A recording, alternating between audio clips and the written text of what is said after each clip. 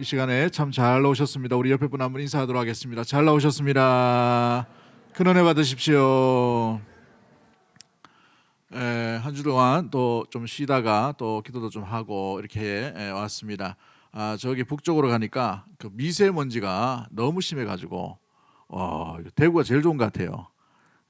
거기 보니까 앞에 그 문경 넘어서 보니까 이게 이렇게 목이 아플 정도로 미세먼지가 많이 심한 걸 보게 됩니다. 그래서 이거 대구 딱 오니까 얼마나 도시가 맑은지 기도를 많이 하셨나 봐요, 우리 성도님들이. 우리 오늘 본문의 말씀을 통해서 구원을 이루어 가시는 하나님, 구원을 이루어 가시는 하나님이라는 제목으로 말씀을 나누도록 하겠습니다.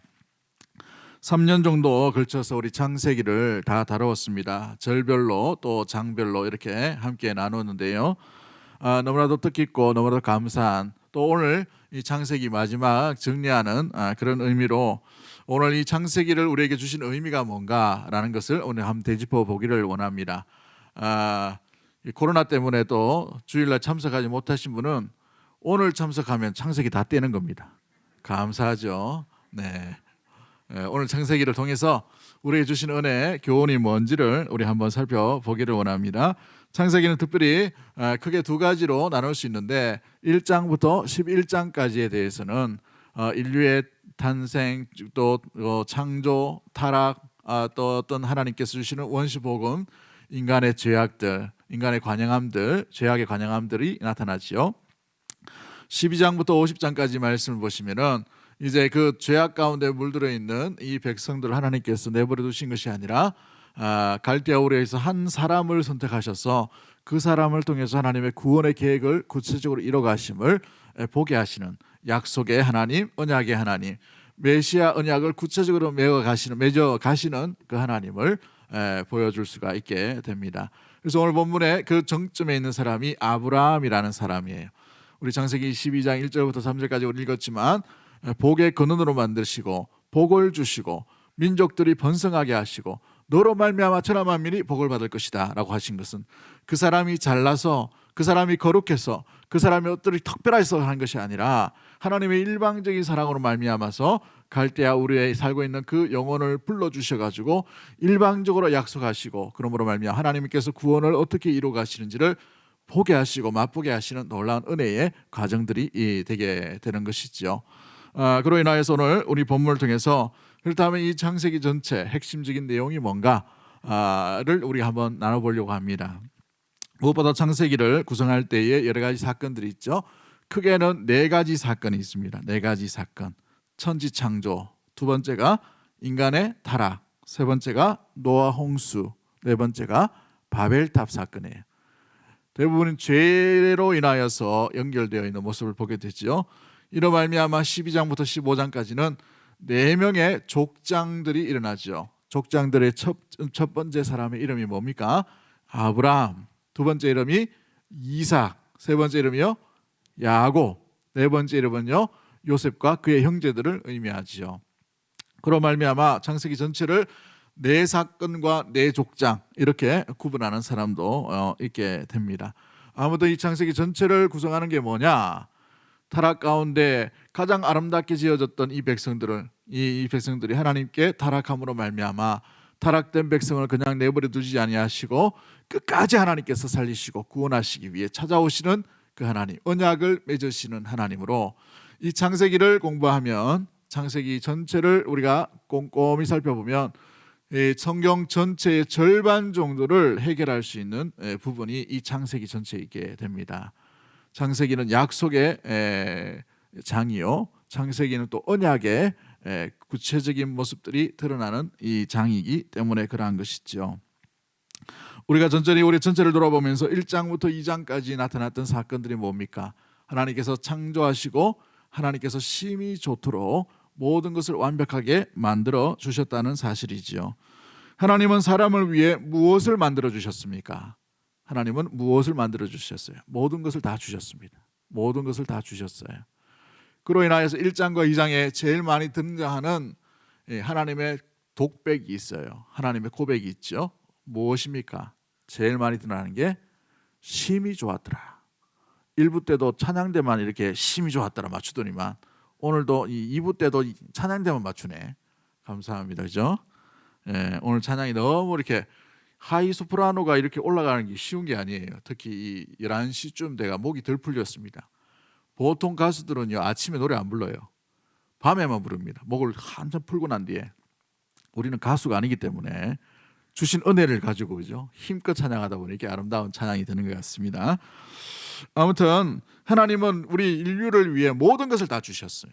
모든 것을 완벽하게 갖추어 주셨다는 사실이죠. 그래서 지으실 때마다 심히 좋았더라, 지으실 때마다 좋았더라, 지으실 때마다 좋았더라고 계속해서 독백을 하고 계신 것을 보게 되죠. 여섯째 날 모든 것이 다 갖추고 난 뒤에 여섯째 날 무엇을 만드십니까? 사람을 만들죠. 근데 이 사람을 어떻게 만드셔요?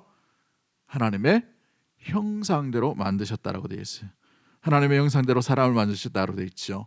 이 형상이 뭐예요? 라틴어로 말하면 이마고라는 단어를 썼다고 얘기했습니다. 혹시 3년 전에 기억하십니까? 1장, 3장을 다루면서 이렇게 말씀을 드렸는데 감사합니다. 네. 이마고라는 말은 그 사람이 어떤 뭔가를 만들면은 그 만든 사람의 특징이 드러나는 것을 의미해요. 만약에 어떤 작품을 만든다 칩시다. 이렇게 종을 만들면은 그죠? 이 종의 구성들이 사람들은 작가마다 다 다를 거 아닙니까? 그죠? 어떤 사람은 십자가로 이런 모양을 해놓은 사람도 있을 것이고 색깔을 이런 모양을 해놓은 사람도 있을 것이고 테두리를 이렇게 모양으로 하는 사람도 있을 거예요. 작가마다 다 작가의 특색이 드러나죠.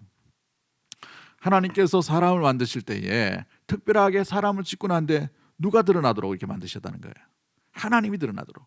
하나님의 성품, 하나님의 어떤 이 이미지, 하나님의 이 나타내심, 이걸 그대로 드러날 수 있도록 지으신 것이 사람이라는 겁니다. 그러므로 사람은 누구를 드러내야 됩니까?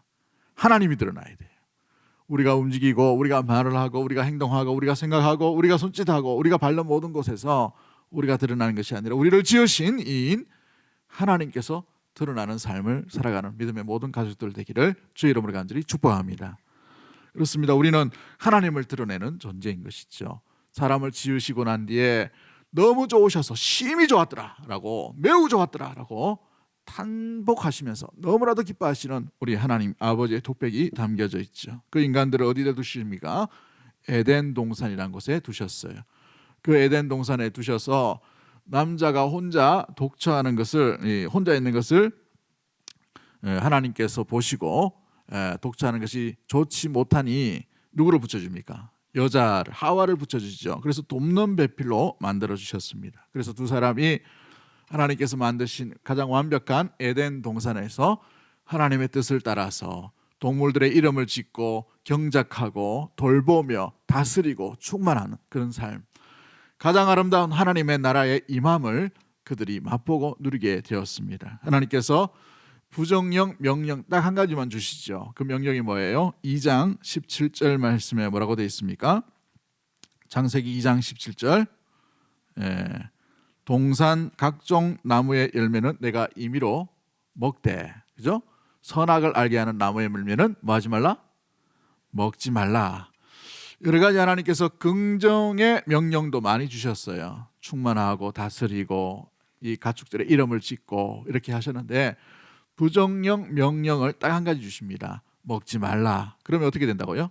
죽으리라 라고 되어 있어요. 그래서 하나님의 이 왕으로서의 하나님 아버지께서 이 동산의 주인이 되어주시고 또 사람으로서 하나님의 형상을 따라 지음받은 사람이 동산 안에서 살면서 하나님의 뜻과 하나님의 영광을 드러내며 살아갑니다. 그것을 다스리시기 위해서 하나님께서 말씀을 주시죠. 다스리되 먹지 말아야 될 것 한 가지를 먹지 말라. 그래서 하나님 나라의 완벽한 구성이 이 에덴 동산에 이루어집니다. 왕 주권으로서의 하나님, 백성으로서의 아담과 하와, 그리고 이 백성들이 살아가야 될 근간인 말씀이 통치되는 곳이 에덴 동산이라는 말이죠. 그런데 사람이 어떻게 됩니까?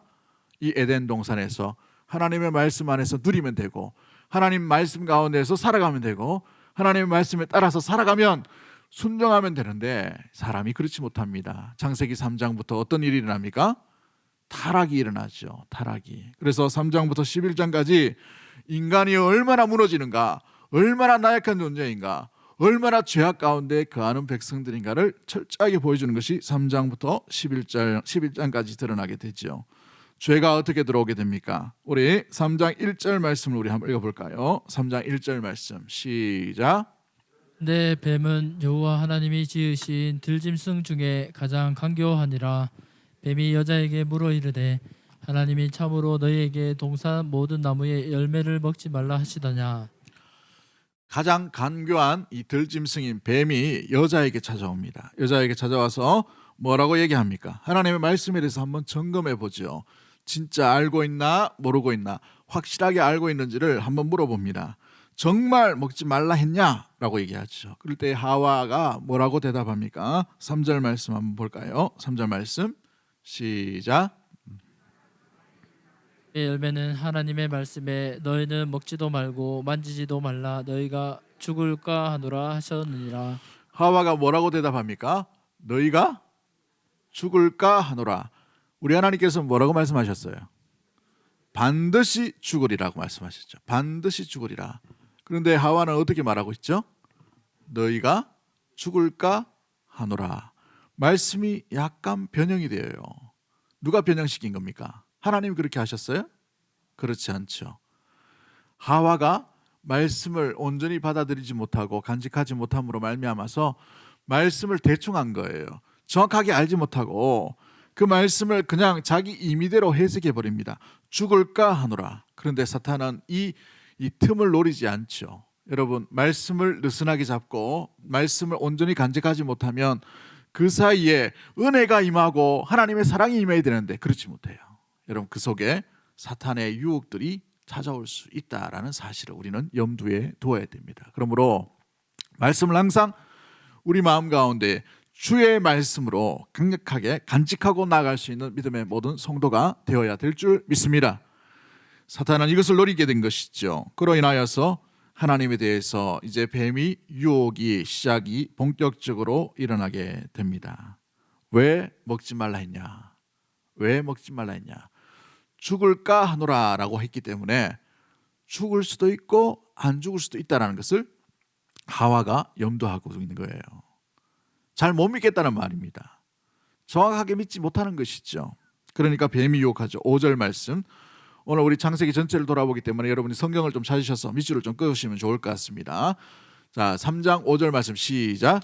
너희가 그것을 먹는 날에는 너희 눈이 밝아져 하나님과 같이 되어 선악을 알 줄 하나님이 아심이니라. 뱀이 뭐라고 유혹합니까? 하나님이 왜 먹지 말라고 했냐? 해석을 붙이죠. 해석을 잘해야 됩니다. 어떻게 붙입니까? 하나님이 반드시 죽는다 그 말이 아니라 죽을까 하노라 그 의미는 뭐예요? 하나님처럼 되어서 눈이 어떻게 된다고 되어 있어요? 밝아진다고 되어 있어요. 눈이 밝아져 가지고 하나님처럼 모든 사물을 다 밝히 볼 수 있는 분별력이 생길 거야 라고 이 선악과에 대해서 해석을 해버립니다. 그래서 어떤 일이 일어납니까? 여러분, 하나님을 오해시키는 것이 사탄의 전략이에요. 하나님을 온전히 바라보지 못하는 것이 바로 사탄이란 말이죠.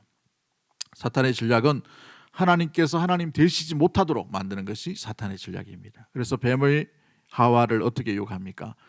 하나님이 정말 중요한 이 열매, 네가 보기에도 값어치 있는 이 열매를 하나님께서 사람들에게만 먹지 말라는 이유가 있다. 하나님처럼 못되게 하기 위해서. 하나님께서 인색하신 하나님, 이기적이신 하나님이라는 사실을 이 말씀에 해석을 하면서 빗대어서 이렇게 유혹으로 하와에게 던지고 있는 내용들이 담겨져 있죠. 여러분, 하나님을 오해할 때에 사람은 하나님의 말씀을 온전히 분별하지 못하게 되어서 각자 제 길로 걸어갈 수밖에 없음을 보여주고 있지요. 그래서 어떤 일이 일어납니까? 6절 말씀에 하와가 이 뱀이 자꾸 유혹하니까 그 선악과에 대해서 전혀 관심이 없다가 이제 6절 말씀을 읽어봅니다. 시작. 여자가 그 나무를 본즉 먹음직도 하고 보암직도 하고 지혜롭게 할 만큼 탐스럽기도 한 나무인지라. 여자가 그 열매를 따먹고 자기와 함께 있는 남편에게도 주매 그도 먹은지라. 아멘. 여러분, 관심이 없던 선악과 나무에 그런데 뱀이 자꾸 얘기하니까 어떤 생각이 듭니까? 딱 보니까 하나님처럼 될 수 있다? 야, 내가 하나님처럼 될 수 있다고? 눈이 밝아진다고? 죽는 게 아니고 하나님처럼 된다고? 하나님이 너무하셨네. 이 좋은 열매를 왜 안 주셨을까? 자꾸 묵상한 거예요. 자꾸 부정적인 것을 묵상하다 보니 어떻게 생각합니까? 상상력이 동원이 되죠. 마음이 그곳에 빼앗겨 버립니다. 그래서 어떻게 돼요? 보암직도 하고 먹음직도 하고 보니까 지혜롭게 할 만한 게 된 거예요. 여러분, 이 죄가 얼마나 무서운지를 보여주는 것입니다. 자꾸 그 일을 묵상하면 하나님을 오해해버리면 어떻게 됩니까? 그 일에 대해서 보암직도 한 거예요. 관심이 없던 거예요. 근데 보암직도 해버리는 거예요. 먹어도 맛있겠다라는 생각이 자꾸 듭니다. 먹으면 하나님처럼 되겠다라는 생각이 자꾸 드는 거예요. 그런데 자기만 죄지면 좋겠죠. 그런데 이 하와가 그 유혹에, 뱀의 유혹에 넘어가게 됐죠. 그리고 난 뒤에 우리 6절 말씀이 뭐라고 되어 있어요? 직접 따서, 누가 땁니까? 여자가 따죠. 먼저 그 여자가 그 열매를 따먹고 라고 되어 있어요. 근데 혼자 죄지면 되는데 꼭 뭘 들고 와가지고 좋은 거 남편 보신한다고, 그죠?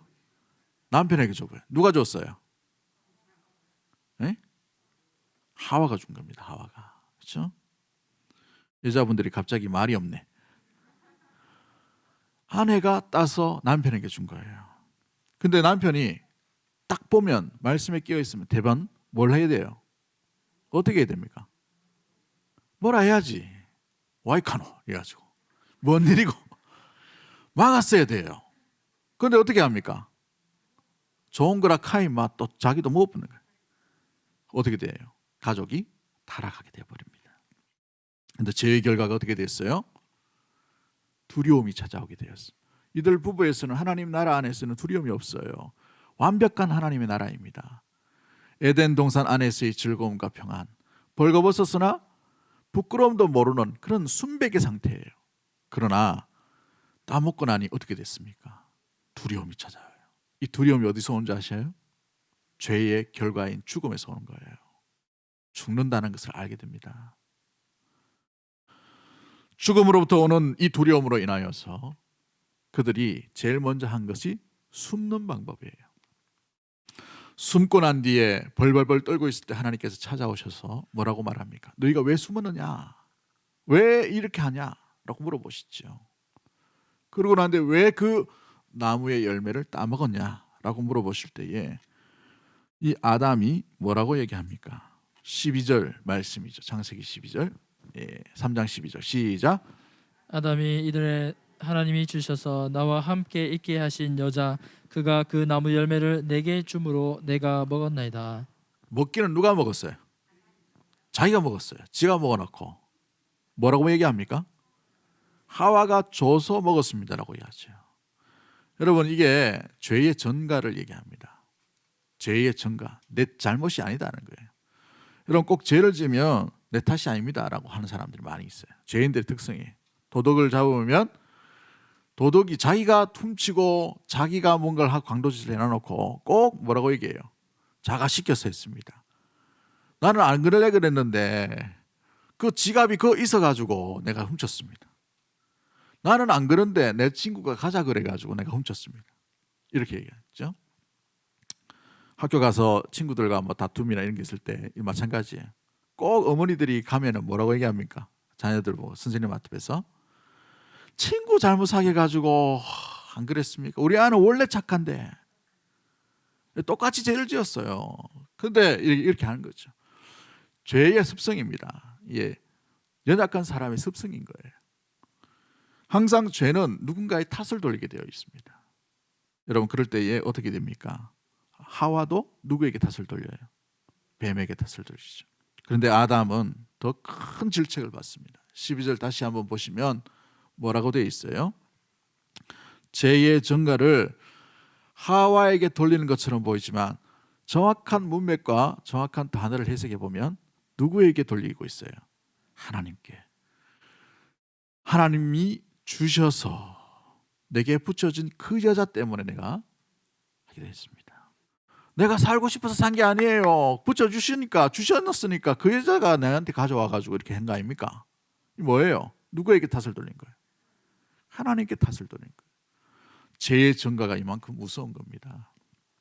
우리가 뭔가 뜻하지 않을 때에 여러분 최종적으로 누구를 원망해요? 우리의 마음을 한번 잘 돌아보십시오. 마지막에는 뭐 일이 잘 안 될 때 어떻게 돼요? 하나님을 원망하잖아요. 여러분 거기까지 가면 안 되는 겁니다. 거기까지 가시면 안 되는 거예요. 우리의 마음을 지켜야 되는 이유가 바로 여기에 있는 것이지요. 그렇습니다. 아담은 하나님께까지도 죄를 전가시켜버리는 그런 일들이 일어나게 되었어요. 그 결과가 무엇입니까?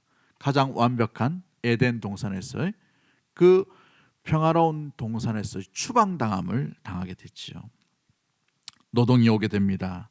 뱀은 뱀대로 저주를 받고 여자는 여자대로 저주를 받고 남자는 남자대로 저주를 받게 되는 일들이 일어나게 되었어요.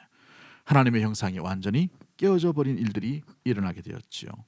근데 여기서 마무리되면 좋은데 하나님께서 구원하시기 위해 3장 15절에 여자의 후손이 뱀의 머리를 짓밟을 것이라 분명히 원시복음으로 이렇게 말씀을 하십니다만은 이 3장 이후에 삶은 어떻게 됩니까? 에녹이란 성을 짓게 되고 사람들이 거주하게 되고 네피림이 일어나게 되고 당대의 영웅호국이 일어나서 하나님을 대적하는 일들이 일어납니다. 그 대표적인 사건이 창세기 6장에 나오는 노아 사건이에요. 창세기 6장 5절과 6절 말씀 우리 한번 찾아서 읽어볼까요? 창세기 6장 5절과 6절 시작. 여호와께서 사람의 죄악이 세상에 가득함과 그의 마음으로 생각하는 모든 계획이 항상 악할 뿐임을 보시고 땅 위에 사람 지으셨음을 한탄하사 마음에 근심하시고. 아멘. 사람 지으셨음을 뭐 하셨다고 되어 있어요? 한탄하셨다, 후회하셨다는 말이에요. 왜요? 죄가 온 세상에 가득했기 때문에 그런 것이죠. 아담의 죄로 인하여서 온 인류가 이제 죄악 가운데 가게 되는데 온 세상 가운데 가득하게 넘치는 하나님께서 사람 지으심을 한탄하실 정도가 되어버렸어요. 그래서 하나님께서 홍수 심판으로 이들을 완전히 썰어버리신 일들이 일어나죠. 그 가운데 노아의 가정만 살리십니다. 다시는 물로 심판하지 아니하시리라라고 이 노아에게 맺었던 언약이 있죠. 그 언약이 뭐예요? 무지개 언약으로 약속을 하십니다. 그런데 사람이 어떻게 됩니까? 그 언약 이후에 똑같이 또 타락하게 되는 것을 보게 되죠. 그 대표적인 사건이 뭡니까? 창세기 11장에 나오는 바벨탑 사건이에요. 창세기 11장 4절 말씀 우리 찾아서 읽어봅니다. 11장 4절 시작. 또 말하되 자 성읍과 탑을 건설하여 그 탑 꼭대기를 하늘에 닿게 하여 우리 이름을 내고 온 지면에 흩어짐을 면하자 하였더니. 우리 이름을 내는 그런 형편까지 나오게 됩니다. 여러분 타락의 본성은 자기 이름을 내는 거예요. 이게 뭐냐 하면 하나님 자리에 누가 올라가는 거예요? 자기 스스로가 올라가는 그런 역할들, 모습들 가운데 있게 되죠. 그래서 하나님께서 언어로 흩어버리시고 다른 언어를 주시고 세상을 다 흩어버리셔서 민족들이 흩어지는 일들이 나타나게 되었습니다. 여기까지가 3장부터 11장까지의 내용 가운데 있게 되지요. 그럼에도 불구하고 우리가 기억해야 될 것은 하나님께서 왜 이렇게 타락하는 인생들, 왜 이렇게 고통 많은, 이렇게 죄악 가운데 죄악이 편만하고 죄악 가운데 물들어 있는 이 사람들을 왜 찾아오셔서 오늘 본문에 12장 1절부터 3절까지 말씀하는 것처럼 이렇게 알지도 못하는 그 지역 가운데에서 이 갈대아우르에서 아브라함이라는 사람을 불러주셔서 약속을 하시고 언약하셔서 왜 일방적으로 복을 주신다, 왜 일방적으로 복의 근원이 되게 하신다, 왜 일방적으로 내 후손으로 인하여서 천하 만민이 복을 받겠다라고 약속을 하고 언약을 하시나요? 여러분 여기가 12장부터 50장까지 나오는 내용 가운데 있게 됩니다. 아브라함에게 땅의 모든 족속으로 말미암아 복을 얻을 것이라라고 1절부터 12장 1절부터 3절까지 말씀하신 것, 여러분 단순히 아브라함만을 이야기하는 것이 아니에요. 아브라함의 후손, 여자의 후손으로 온 아브라함의 후손으로 온 또 다른 메시아, 우리에게 기다리고 기다렸던 그 메시아를 위해서 이 아브라함을 예표로 내세우시는 놀라운 은혜의 하나님, 구원의 하나님임을 우리가 알 수 있게 되는 것이지요. 우리 창세기 12장 1절부터 3절을 한번 꼼꼼히 살펴보십시오. 그 내용은 아브라함에게만 머무는 것이 아니라 아브라함으로 인하여 아브라함의 혈통으로 오시는, 참되게 오시는, 수천 년 뒤에 오실 메시아에 대해서 인류를 구원하시기 위해 하나님의 마지막 방법인 메시아를 주시기 위해 그러한 방법으로 아브라함을 대표로 불러셨다라는 것을 보게 됩니다. 그러므로 이 언약이 다음 대에 그 다음 대에 계속해서 이 약속이 언약이 이루어져 가는 것을 보게 됐지요. 창세기 12장 1절부터 3절에 이 언약은 이후에 이삭에게도 그대로 이루어짐을 보게 됩니다. 창세기 26장 4절을 한번 찾아볼까요? 창세기 26장 4절 말씀 같이 봅니다. 시작. 내 자손을 하늘의 별과 같이 번성하게 하며 이 모든 땅을 내 자손에게 주리니 내 자손으로 말미암아 천하 만민이 복을 받으리라. 이 이삭의 아들이었던 야곱에게도 똑같은 말씀을 똑같이 동일하게 말씀하신 것을 보게 됩니다. 창세기 28장 14절 말씀 우리 한번 찾아봅니다. 28장 14절 말씀 시작. 내 자손이 땅에 티끌같이 되어 내가 서쪽과 동쪽과 북쪽과 남쪽으로 퍼져 나갈지며 땅의 모든 족속이 너와 내 자손으로 말미암아 복을 받으리라. 이 메시아의 언약을 아브라함으로부터 이삭, 이삭으로부터 야곱까지 계속해서 계승시켜 가시는 것을 보게 되죠. 그래서 하나님을 아브라함의 하나님, 이삭의 하나님, 야곱의 하나님이라고 이렇게 표현하는 것이 언약하시는 하나님, 약속하시는 하나님, 구원의 맹세, 구원의 언약을 베풀어 주시고 취소하지 아니하시는 하나님으로 나타나고 있는 것을 보게 됩니다. 야곱의 12아들 중에 그리스도께서 누구의 혈통으로 나오게 되어 있습니까? 유다의 혈통이죠. 창세기 49장 10절 말씀 우리 한번 읽어볼까요? 49장 10절 말씀 시작. 그가 유다를 떠나지 아니하며 통치자의 지팡이가 그 발 사이에서 떠나지 아니하기를 실로가 오시기까지 이르리니 그에게 모든 백성이 복종하리로다. 아멘. 장차 오실 메시아는 누구의 혈통으로 온다는 것입니까? 아브라함의, 반드시 아브라함의 혈통이에요. 그리고 난 뒤에 반드시 이삭의 혈통, 반드시 야곱의 혈통, 그 야곱의 혈통 중에 유다의 혈통으로 반드시 그리스도께서, 메시아께서, 구원자가 오실 것이라는 약속을 창세기 내도록 이렇게 말씀하고 있는 것이 바로 이 창세기 전체의 핵심의 주제인 것이죠. 구원하시기 위해, 살리시기 위해, 건지시기 위해 함께 베푸시는 놀라운 은혜 가운데 나아갈 수 있도록 실낙원이 아니라 낙원을 회복시키시기 위한 하나님께서의 구원의 계획들을 계속 베풀어 주셨다는 사실인 것입니다. 그러면 이 50장까지 이 구원의 계획대로 채워져 있는데 왜 하나님은 이토록 타락하고 이토록 범죄하고, 야곱을 한번 보세요. 본받을 데가 아무것도 없는 사람이었습니다. 거짓말 잘하죠. 그렇죠? 가족들을 다 리더십이 없는 사람이에요. 그만큼 초라한 사람이 야곱인데 그럼에도 불구하고 하나님께서 끝까지 그 야곱을 붙드시고 약속하시고 언약을 맺으시고, 이삭 한번 보십시오. 너무 힘없는 사람이에요. 그럼에도 불구하고 이 이삭에게 100배의 결실도 맺게 해주시고, 왜 언약하시고 약속하십니까?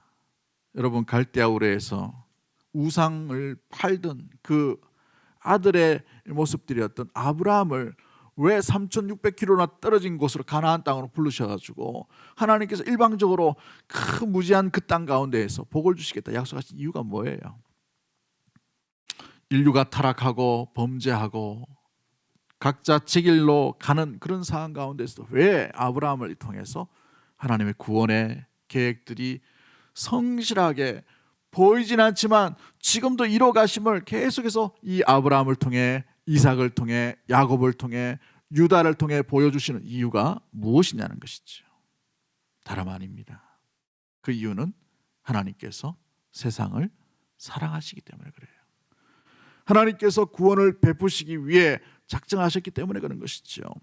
살리기 위해, 회복하기 위해서 이미 아담의 연약함, 무너짐으로 인하여서 창세기 3장 15절에 여자의 후손으로 인하여 회복될 것을, 구원하실 것을 이미 계획하셨기 때문에 그런 거예요. 우리 요한복음 3장 16절에 유명한 말씀이 있죠. 하나님이 세상을 이처럼 사랑하사 독생자를 주셨으니 이는 저를 믿는 자마다 멸망치 아니하고 뭘 얻게 하려 함이라? 영생을 얻게 하려 함이라. 할렐루야. 그렇습니다. 하나님께서 일방적으로 언약하시고 일방적으로 약속하신 이유가 바로 여기에 있어요. 구원하시겠다는 이유가 여기에 있다는 거예요. 다름 아닌 사랑인 거예요. 생명을 살리시기 위해서 이 창세기 내내도록 타락하고 범죄하고 무너져 있던 인류를 향해서 하나님께서 일방적으로 오셔서 찾아오시고 아브라함을 부르시고 이삭을 부르시고 야곱을 부르시고 요셉을 부르시고 유다를 부르셔서 약속하시고 언약하셔서 하나님께서 잊지 아니하시고 구원의 계획, 구원의 시계를 이루어 가심을 보여주고 있는 것이지요. 그러므로 아브라함은 아브라함 자체로 보는 것이 아니라 장차 오실 메시아 그리스도의 예표가 되는 것이 바로 아브라함이에요. 하나님께서 아브라함에게 실험을 하시죠. 시험을 하십니다. 어떤 시험을 하십니까? 갈대아 우르로 옮기라고 하는, 갈대아 우르에서 가나안 땅으로 옮기라는 그 시험을 먼저 하시죠. 충실하게 다 이루는 것을 보게 됩니다. 마지막 시험이 뭐예요? 100세에 낳은 아들 이삭을 모리아 산 위에다가 번제로 바치라. 여러분, 이 번제는 우리가 그냥 보기에는 짐승 잡는다라고 생각하지만 사람을 번제로 바친다는 것은 끔찍한 일이에요. 여러분, 창세기 22장에 보시면 번제라는 단어가 5번이나 등장해요. 그 짧은 구절에 번제를 강조하고 있는 이유가 뭐예요? 미련 없이 죽이라는 말입니다. 미련 없이. 누구를요? 아들을. 100세에 낳은 유일한 아들인 이삭을. 여러분, 이 번제의 의미, 아들을 갖다 바치는 그 아픔과 절규와 고통, 그걸 왜 이렇게 보여주시는 거예요? 장차 이 땅 가운데 하나님께서 온 인류를 구원하시기 위해 하나밖에 없으신 독생자 아들을 그 십자가 위에 죽이시면서까지 인류를 사랑하시기 위한 하나의 예표로 이 아브라함이 이삭을 바치는 그 행위 가운데 여호와께서 친히 준비하시리라, 여호와 이레의 하나님을 보여주시고 있다는 사실인 거예요. 할렐루야. 그렇습니다. 사랑하는 성도 여러분, 우리는 창세기를 통해 그리스도를 만나야 돼요. 누구를 만나야 된다고요? 우리 주 예수 그리스도를 만나야 된다는 것입니다. 언약이 왜 중요합니까? 왜 약속이 왜 중요한가요? 왜 아브라함의 언약, 이삭의 언약, 야곱의 언약, 유다에게 주신 그 축복, 그 사이사이에 하나님께서 함께 하셨던 그 언약들이, 약속들이 왜 중요한가요? 그 언약 아래 살면 언약의 백성이 되는 거예요. 그 약속을 붙들고 살면 약속으로 인하여 생명과 구원을 얻게 된다는 사실인 거예요. 여러분, 그렇습니다. 그 언약 안에 있으면 살게 되는 것이요, 그 언약 안에 있으면 하나님의 백성이 되는 것이요, 그 언약에 있으면 생명의 약속과 구원의 놀라운 광경과 구원의 기쁨을 얻게 되기 때문에 그런 것이죠.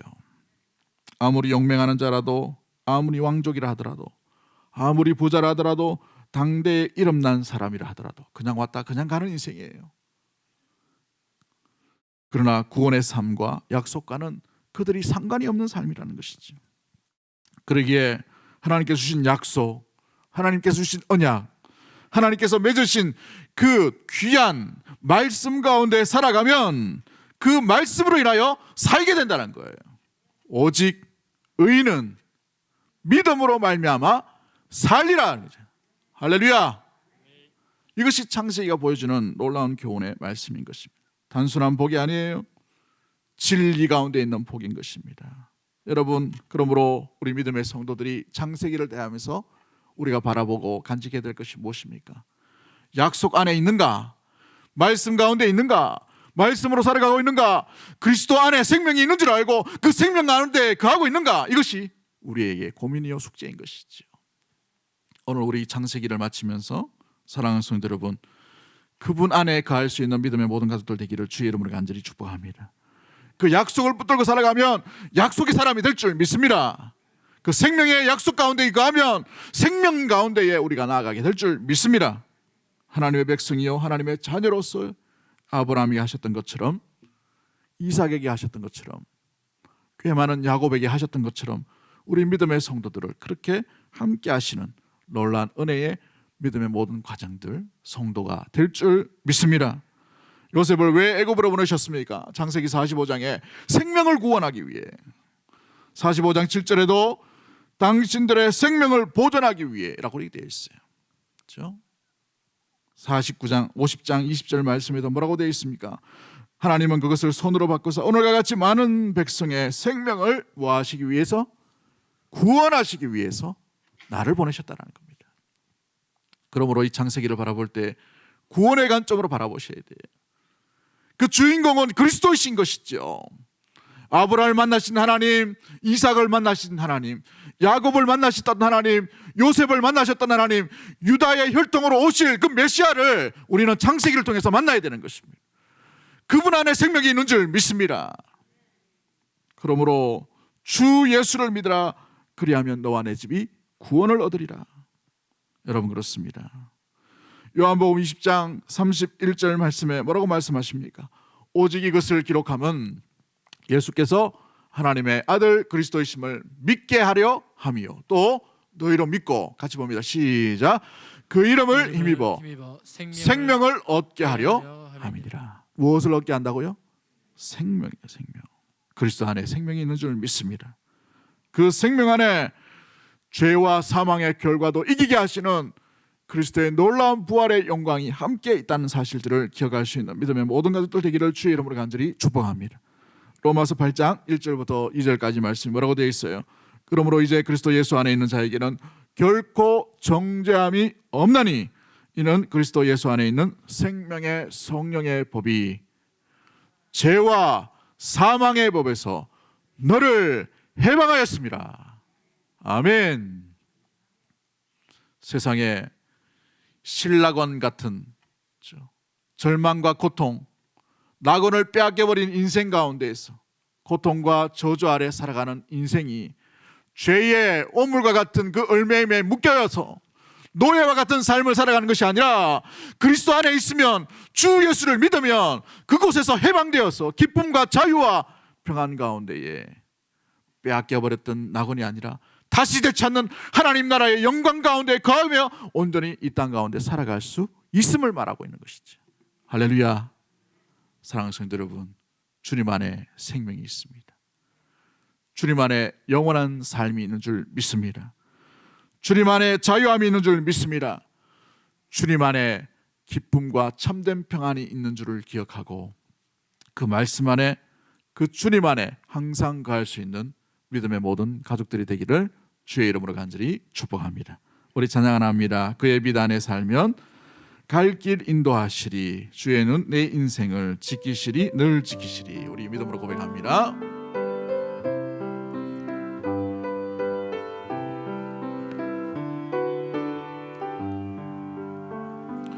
그의 빛 안에 살면 갈 길 인도하시리,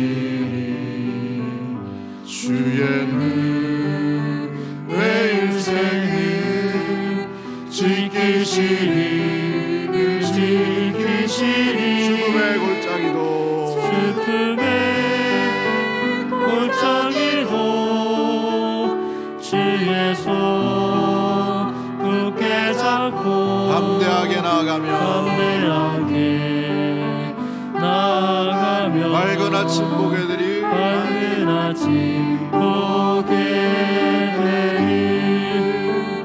주 앞에 소리를 높여 그 사랑 찬양하리, 온 땅에 주의 사랑 전파하리라, 외치리라. 엎드려 기도하며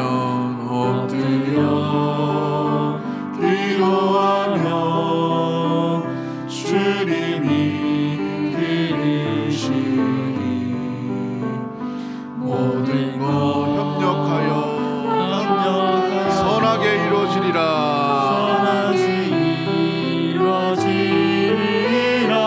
내 곁에 주 계시니 두려움 전혀 없네. 주님이 날 사랑하니 세상이 감당 못하네.